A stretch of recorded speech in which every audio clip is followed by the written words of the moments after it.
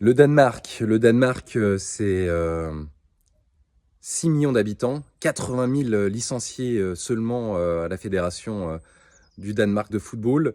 Et pourtant, c'est une nation qui a connu des épopées majeures avec le championnat d'Europe des Nations, lors des championnats d'Europe des Nations. D'abord, c'est une nation qui a été présente dès le départ du championnat d'Europe des Nations en 1960. Il n'y avait que 17 nations et le Danemark en faisait déjà partie.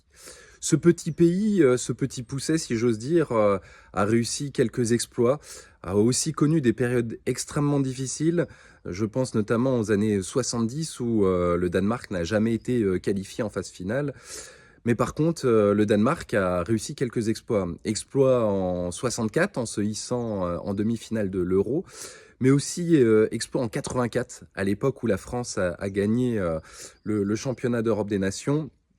La France avait d'ailleurs joué le premier match contre les Danois au Parc des Princes. C'était le match d'ouverture de l'Euro 84 et la France avait gagné péniblement grâce à un but de Platini ce match contre les Danois. Et puis, il y a cette victoire de 92, victoire totalement inattendue parce que le Danemark était pas prévu à la fête. Le Danemark a été rappelé 10 jours avant la compétition parce que la Yougoslavie a été exclue suite à des sanctions de l'ONU. Et à l'époque, le Danemark avait réussi le Grand Chelem en éliminant la France en phase de poule, en éliminant ensuite les champions d'Europe qui étaient les Pays-Bas avec les Gullit Van Basten. Et puis ils avaient réussi le pari fou de gagner la finale 2-0 contre l'Allemagne réunifiée à l'époque.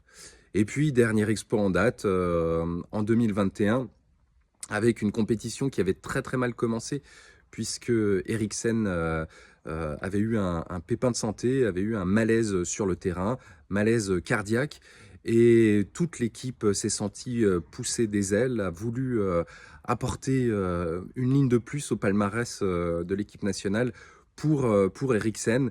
Ils se sont survoltés lors de cette compétition, ils sont allés jusqu'en demi-finale, malheureusement éliminés par l'Angleterre.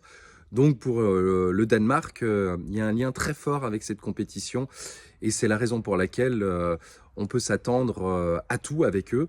On les appelle d'ailleurs les Danish Dynamite.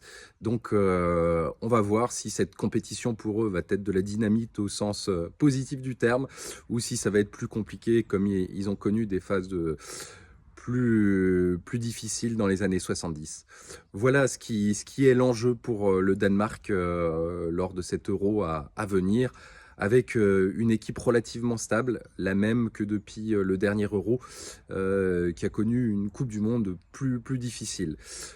Donc bon courage à cette équipe du Danemark.